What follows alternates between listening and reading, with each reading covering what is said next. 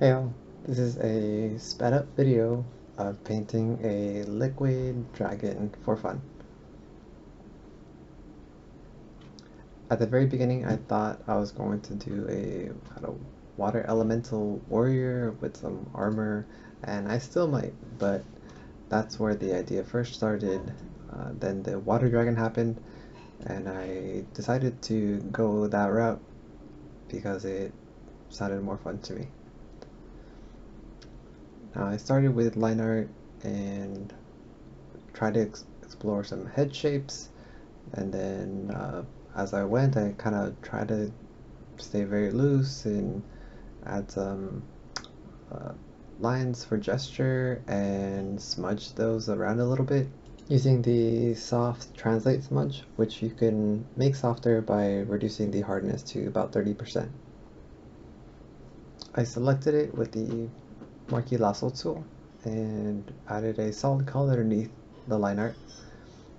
When I drew the neck, I added some lines to show that it's kind of like twisting, so a line from the top just crosses over behind it, and the same thing kind of happens around the middle of the neck. There's another kind of like twist happening there, and I thought that would be really important for showing the movement of the water. Earlier I created a solid color underneath it and merged it with the line art. I'd also added some subtle gradients with the soft brush. If I'm going to be using the smudge tool a lot, then having the layer merged with the line art together is going to make it easier to move both of those at the same time. Here I added some dark values to the middle and a little bit of some highlights happening at the very top. Also some water splashing and then kind of giving you an idea of which direction the water dragon is coming from and maybe which direction the wind is blowing, like we saw on the waves that we did in class. I'm trying to add some really bright elements to the lower part of the head, because what I noticed about liquid materials is that the light gets somehow collected on the bottom side of the form that is farthest away from the light, and the top side tends to be a little darker in value. And then the highlight, which is on the top, is usually bright, but it's usually sitting on top of these dark or mid-tone values. And if you want an example of this, you can see a droplet sitting on a leaf. Also, I'm adding in some sea curves into the foam and more kind of dark mid-tone ellipses. Something else that was also helpful was when I was doing the fins, I would create their interesting kind of splashing shape, and then some other areas behind them I would create some splashes behind them to help create some depth. And originally I was going to go with some claws, but I ended up going into more of a fin-like direction.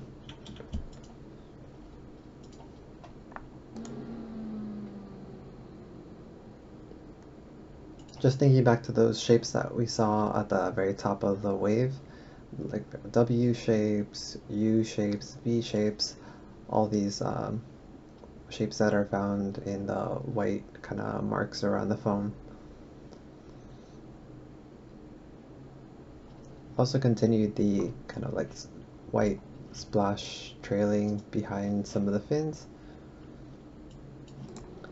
Here I'm trying to add some concave shapes to the face, because that was one thing that I remember from the ocean wave study, was that there was a lot of concave shapes, mostly always curves, but for the most part concaves were standing out quite a bit. Here I added a dark value around the middle, and what my thought was here was that I want the middle area of this tube to feel like the darkest, kind of like when you're looking at the ocean and when the wave starts to separate from the bigger mass, it starts to let light in a little bit more. And here I wanted to say that the middle area is the darkest and most dense, so it creates more of a darkness in the water. And the areas that are closer to the outside are a little brighter. I also stopped here and did a shape study for some of the water splashes that were flying through the air. I had a reference in another monitor, and I was just trying to see what kind of shapes and colors and where the brightest areas were, where the saturation sat, and for the most part there were really bright values on the bottom, some saturation happening on the top, usually like a sky color, and almost everywhere there were like these tiny little white highlight spots on everything, usually near the top where those little scattered white dots.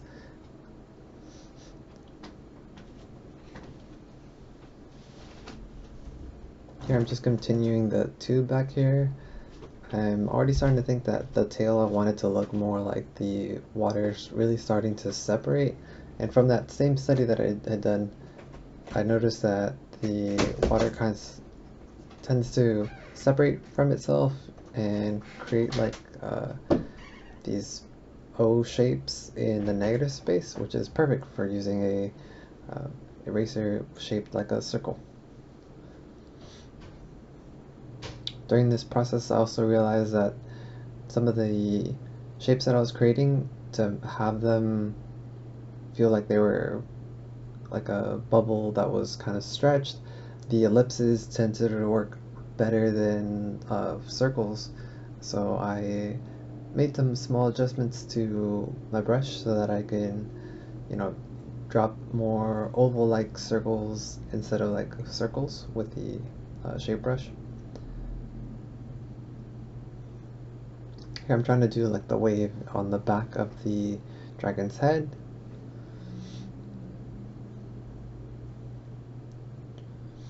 But one of the problems here was the direction of the water, and I think the shape just kind of was a little difficult to work in there. Here I just threw in a splash that was flowing up over the eye.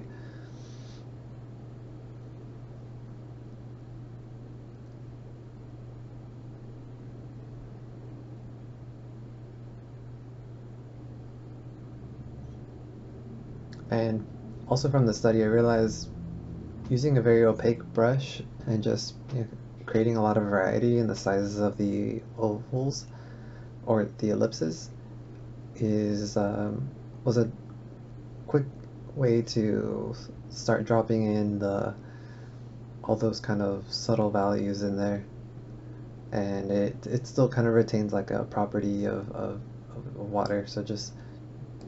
So dropping in oval-like shapes and having oval-like negative space where that water is separating were two things that I got from the study. Also, sometimes it creates like this strange Y shape because pieces are separating in 3 directions. Sometimes it's like more like a zigzag. And I also pulled up a reference video. Which I'm doing here is this gray lines that get smaller, and they're like right next to each other, but they are lines that end up turning into small little dots. You can see it on the bottom jaw, there's a fin. Also here I was just liquefying the horn, because once you do a wave and you liquefy, it's pretty easy to just make it still look like water a little bit. I was trying to experiment with different horn shapes here, but I'm about to try to do the after opening the mouth of the dragon a little bit, because I thought it would be a little bit more dynamic, a little bit more interesting. But once I start going to the fins, I try to create more almost like very, very long lines that end up turning into tiny little dots. And they start off with like gray. I'm doing a little bit there, and they follow the path of where that is kind of coming from, usually like in an arc. Yeah, here's a little bit of this too. And when I do these, most of the time I'm thinking adding light to the outer ones and sometimes a little bit of bands in the middle. The closest thing I can compare it to is probably a music record, in that you see the lines on it and it goes from light into dark, but they're like curved lines that follow right next to each other that end up turning into tiny little dots. A rainbow, or like the rings on Saturn, are another example. Here on the tail, I'm separating the shapes out a little bit, adding those O negative shapes. Well, shaped more like an ellipse.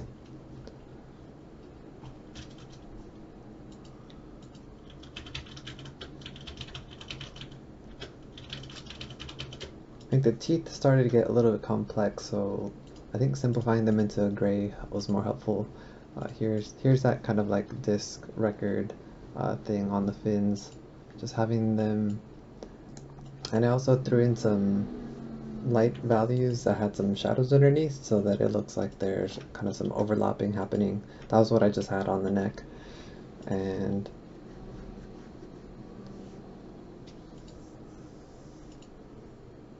slowly carving in a little bit, trying to find ways to add dark, especially to the top of the tube form. I experimented a lot with layer modes and gradient maps. I found that having a gradient map to apply like a generic bluish color was good for the base, and then adding a color dodge layer on top of that and using the soft brushes to add this blue greenish kind of glow to the lower sides of the form, and areas where the water was very thin and allowed a lot of light to come through yielded good results.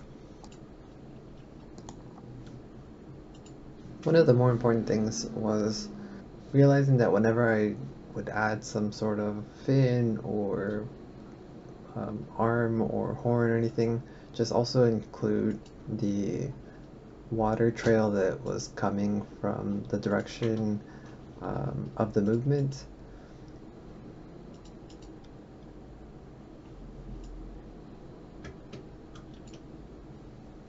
And for a minute here I came across some like very dark looking water, and I thought that might look cool, but for the most part, every time I experimented with color, I just kind of hid all the layers and went back to working in grayscale, because the color could automatically be added in there using gradient maps.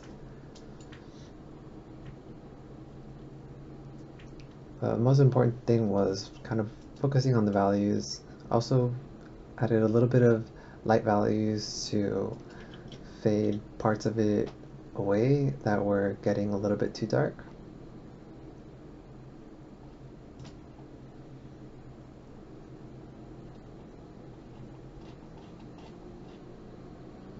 For the most part, I try to keep the areas in the middle of the tube kind of blurry.